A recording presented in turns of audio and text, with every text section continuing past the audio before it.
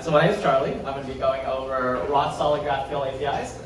It's mainly about permissions, visibility, and versioning. These three concepts that really help us at Shopify maintain very, very stable GraphQL APIs.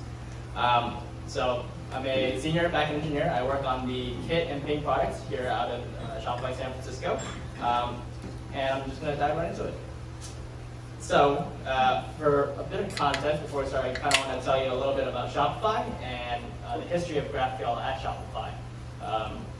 So Shopify, you may or may not know, is a commerce platform. We help merchants start their business, design their business, manage business on the web, in physical stores, or even on your mobile phone.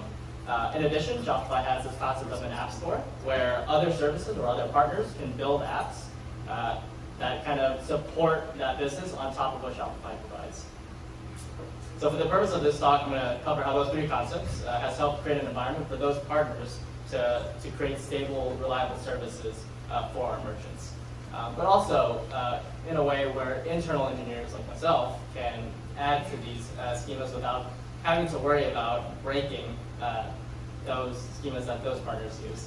I know Adam has mentioned the fear of breaking or shipping a breaking change on GraphQL. We don't necessarily have that because of versioning.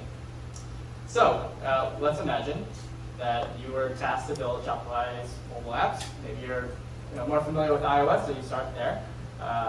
You only have REST APIs at this point, so you start stitching together data fetching, and then you start syncing it, and then you finish that, and you move on to the Android apps, and you realize, hey, I'm doing like 80% of the same work here.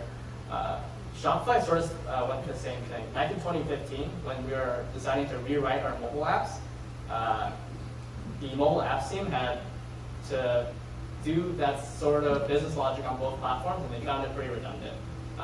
They started looking into potential solutions, and they sort of inevitably settled on GraphQL. Furthermore, a lot of the data, if you look at any of the mobile app streams on Shopify, they have multiple resources, right? And for a REST API, typically when you request a resource, it's a single resource or geared towards that specific resource. In GraphQL, you can fetch multiple resources, as you may know. So they created GraphQL, or they invested in an internal version of GraphQL, and then they released their mobile app powered by GraphQL at this point. In 2016, or in 2017, we released our first public GraphQL API. It was the storefront API. This really helped with setting up an API that helped the buyers side of things, so like a shopping experience, things like a unique checkout. Before I get into it, I left myself a note, and I know it's hard to see I added this sort of last minute, but because Shopify's customers have customers, we call a Shopify customer a merchant, and then a merchant's customers buyers, just for a bit of terminology. Cool, so after that, a year after that, we released the admin GraphQL API, and that's really what, if you're an app developer for Shopify, that's probably the API you would use, and that really helps build apps that help run the business essentially. This could be shipping, fulfillment, creating ads on behalf of the merchant. And then finally this year, we introduced versioning, so both the REST APIs and the GraphQL APIs. Now I'm going to get a bit more into that later. Sweet. So you may or may not know, Shopify really the server setup at Shopify really boils down to three main components. It's a monolithic Rails application. There's not that many services that live outside that.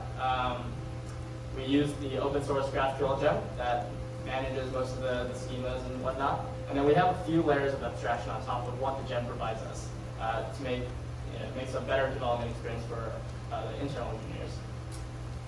So in the following examples that I show, I'm going to give you what it looks like in our code base, but also how you can do it yourself using just the GraphQL gem. So let's start with permissions. Like most APIs, you need specific sections need to be restricted to a subset of clients. In our case, this is mainly done through access scopes. So we kind of borrowed the idea from the existing REST APIs that we had, and then we transitioned those into the GraphQL APIs. When a merchant installs an app, it prompts this OAuth flow that asks for permissions that it needs to run the app, and then it's passed down during each request. At Shopify, there's really two types of access scopes. There's the app level, which the app will ask you for, and then there's the user level. App level scopes are a bit more stringent in nature, right? They're asking for specific access to like a single resource. So that could be like reading orders or reading products or writing to a specific resource. On the other hand, user access scopes are a lot broader in nature. So if I'm a merchant and I have multiple employees, I can give one user the orders access scope, and that will give them access to the entire orders section, which could include customer information, tax information. It's not really resource specific. In addition to these two scopes, we have like the set of additional Shopify approval scopes. These are scopes that are a bit more special in nature. They're a lot harder to get because either due to privacy or security. A good example is like the payment scope, right? If you're creating an app that relies on payment details, Shopify has to approve that, or has to look into whether or not your app is PCI compliant before it gives you that approval scope.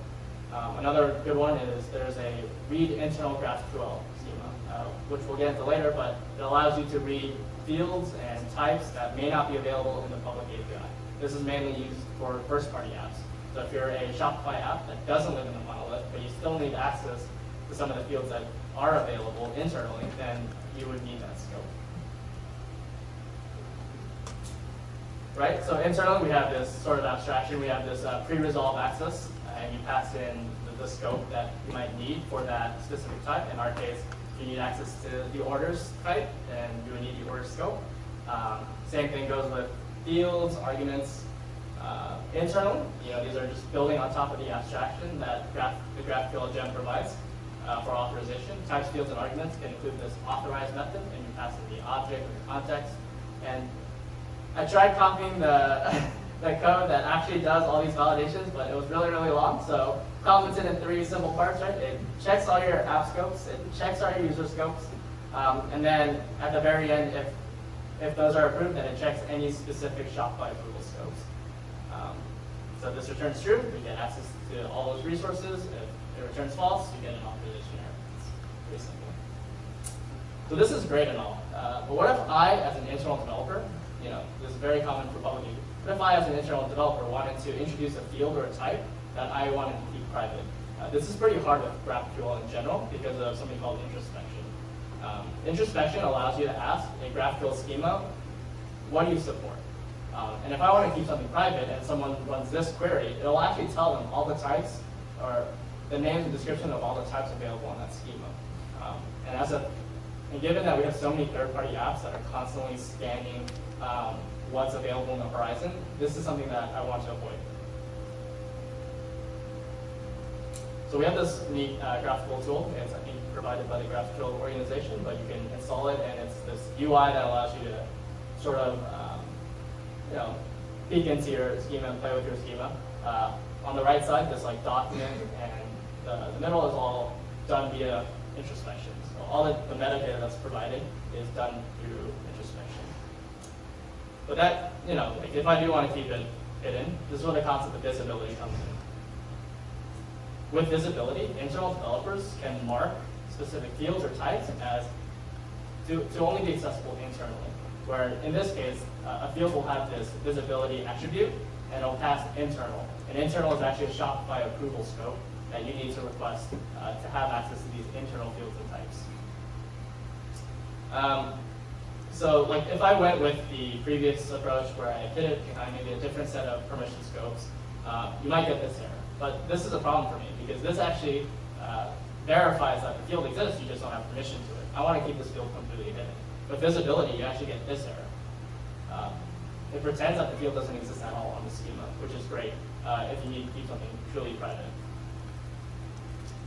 Internally, this is also another abstraction on top of what the GraphQL gem provides. It's really just defining this visible method. Or in our case, we have a module that we can just plug into different fields and types. And essentially, it goes through and says, it validates whether or not you have the Shopify approval scope, and then if it returns true, then it's visible in the schema and through introspection. And if it's false, then it's as if if that field or type didn't exist at all in the schema. So this is really great. So far, permissions and visibility have given us the flexibility on providing what is available and who can see parts of that schema. So naturally, as these sort of features develop and mature, we need to be able to tell when to release these features. In our case, that's where versioning comes in. I know versioning is a bit of a controversial topic in the GraphQL community, but I'm going to try to justify this. Shopify has hundreds and hundreds of partners, and stability and reliability is super important for these partners. Imagine if you have an app store and you break your GraphQL schema, the merchants that have installed those apps are also directly affected. Those merchants aren't blaming those app developers, they're blaming Shopify directly. So it is really on Shopify's best interest to support versioning so that these APIs are completely stable for a given lifetime. So versioning was actually only announced this past April, 2019, at a partners event. We ship Shopify developers on average ship around 40 versions of Shopify. So you can see versioning will come really handy if you're not like fearing for your life every time you ship to production. As a partner, without versioning changes or pre-versioning, changes would like come in and out, and it would be quite stressful to keep up with them. And as a public API, versioning provides stability and trust within the platform. So how it works here is just have quarterly release cycles. The first of January, April, July, October. It's very evident when it's going to happen, and partners can use this version URL /admin/API, the version number, the GraphQL stuff. So it's pretty streamlined. It's very open about how to use it. Each version for us is supported for an entire year. So like I said, April 2019 is the first version we shipped. If you happen to use that version, let's say April 2020, which is technically deprecated, you would roll over to the next stable version. In this case, you would, even passing April 2019 as your version number, it would be using the July 2019 version. And that's due to the dynamic nature of Rails routing. It really costs us nothing to support that. You may also notice, like on this bottom bar, there's like this purple unstable version. This is, as the name implies, a version that has no guarantees on the stability of the API. This is where changes will sort of fly in, fly out. But it's great for partners to test out essentially upcoming changes without having to necessarily wait for another stable version. So a lot of partners will opt to fix a production environment to one of the stable versions, and then in development use the release candidate or unstable. So how does it work at Shopify? Let's say you were adding a new field. In my case, let's say I had to add this new field, but I only wanted it internal. So I would mark the visibility as internal as of this unstable version. I'll do a bit more testing, and then I'll say, okay, it's stable enough to introduce the next major version, which would be 2020 April 1 of next year. So now it's an internally available field, which means other first-party developers at Shopify can finally dog food this and use it as of this 2020 01 version. And then we'll agree as a team, say, hey, this field actually might be very useful for partners to have. And then we can mark it as public. So you have that very nice three-step process of introducing new features without having to worry about which version you're breaking, essentially.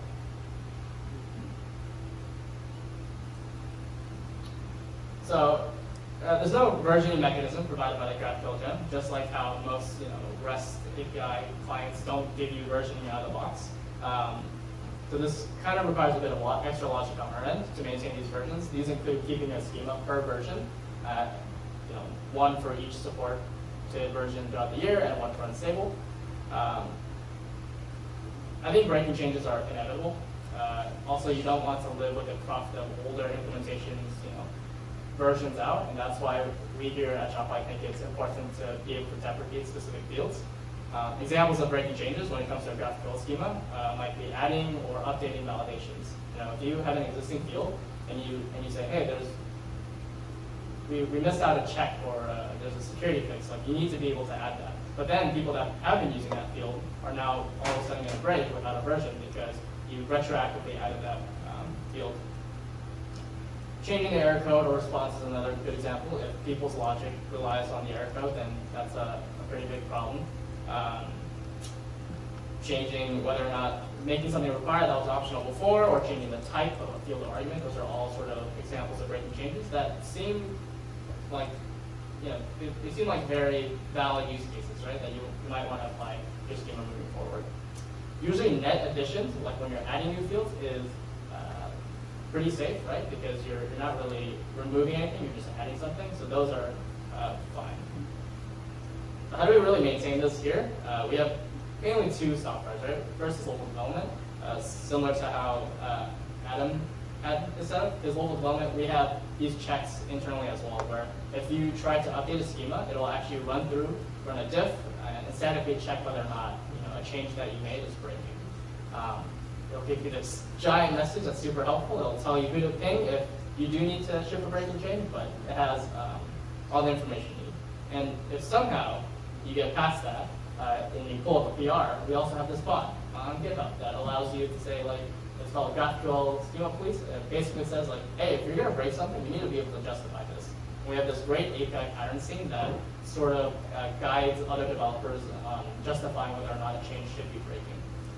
In most cases, given that we've only had versioning this year, breaking changes are only allowed during security patches. So if it's security related, and you can justify it, that's a breaking change. But most other changes have to go through the process of adding it to the next version or waiting for following versions. I'm going to skip this part since everything we build as developers lasts forever and never gets removed. But in reality, deprecations do happen. And it's a common part of versioning because software requirements change and the schema needs to evolve and stay lean. If you don't have a concept of versioning, it's really hard to remove something. It's really easy to add stuff, but removing stuff becomes really, really difficult. A good definition of deprecation adverb is that it describes the process of driving the number of dependencies on an outdated implementation as close to zero as possible. It makes sense. At Shopify, there's really two types of deprecations, replacement and removal. A replacement, as it fully suggests, is when a field can be deprecated, but it's expected to be replaced by another field within the same type. So in our case, we have this deprecation target field that may have worked at a certain point, but maybe internally we found a better way to model that. So we'll say, this field is deprecated by, and then the new field. A real-life example of this, in our storefront API, we had payment code on a shop model. But then we realized we're adding all these payment settings. Wouldn't it be a lot neater to nest currency code under payment settings? So we moved currency code within payment settings, and then we could deprecate currency code without having to support that long term. The other one is removal. Like it suggests, it's removing a field without really any expectation of a replacement. Internally, these deprecations are using the @deprecated directive provided by the GraphQL spec. In practice, these will show up via introspection on the UI and our docs, graphical, also in the response and the schema itself. A common deprecation flow is, let's say you'll deprecate or deprecate by in one version. In the following version, you'll mark it as invisible using the visibility tags. And then on that same version, we'll start to monitor the requests. In our case, we log requests to specific fields that we know are deprecated. Once we're pretty comfortable that the activity for that field, for that deprecated field is low, then we'll just clean it up in the following version. It's very smooth. There's there's virtually no risk of doing this, in parts because we have these versions. And I just want to end with some takeaways. Some of these practices that we covered today serve a very specific set of needs, right? In our case, we have these external partners that really rely on our services to be up 100% of the time. We have something like 5 million requests a second, and if you ship a breaking change, it becomes very stressful for a lot of people very quickly. You might have a smaller team where you're the producer and consumer of the GraphQL API that you create, so you might not need versioning, or you might not need this concept visibility or authorization mechanism. But once your API starts to grow, or maybe you start to release it to the public, these tools that we've covered tonight would be excellent tools to start to introduce to provide another level of stability.